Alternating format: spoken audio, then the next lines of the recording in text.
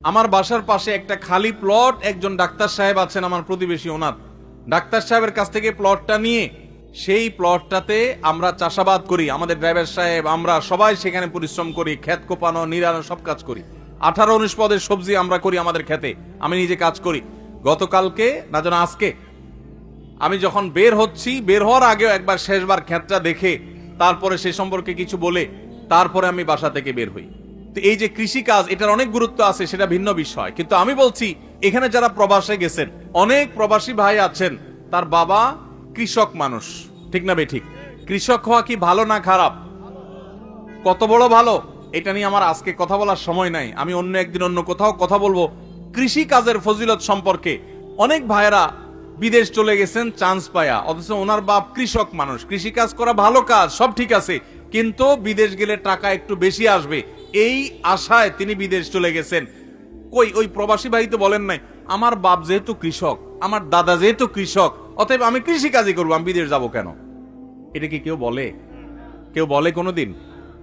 আমার বাপ উনি রিক্সা চালক, এটা কোনো দোষের বিষয় না, কিন্তু যেহেতু আমার বাপ রিক্সা চালক, আমি রিক্সাই চালাবো, আমি গাড়ি চালাবো না, এটা বলে কেউ কোনোদিন? আমার বাপ মা যেহেতু তারা ভাত আর সাদা মাঠা তরকারি খেয়ে জীবন পার করছে, তারা যেহেতু একটা বাঁশের ঘর অথবা টিনের ঘরে ছিল, আমার বাপ মা টিনের ঘর করছে, আমি কেন বিল্ডিং করব, আমি টিনের ঘরেই থাকবো, এইরকম মানুষ পাইছেন আজ পর্যন্ত? তো দুনিয়াটা তো আমরা সব 16 আনা বুঝি।